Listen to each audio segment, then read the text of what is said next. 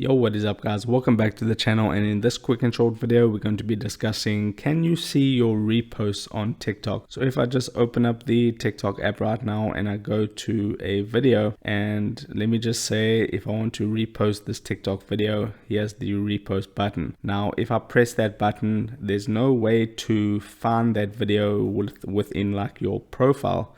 So the short answer is no, you can't like go to your profile and tap one of these buttons right here to see your reposts, or it's not in your favorites gallery, or it's not in your collections. What happens with a repost, when you press that yellow button, it doesn't go onto your profile, the reposted video. What it happens is it goes onto your friends' feeds, so they are able to see it, and then they will be able to see that you reposted this video. So TikTok as of right now in 2022 hasn't included the reposted videos within your actual profile itself. It only goes out to your followers and things like that. So unfortunately you cannot get a list and see all the reposted videos that you made on TikTok. You just have to possibly wait for an update where TikTok will implement a way to see all your reposts, just like you can see your collections and your favorites and things like that.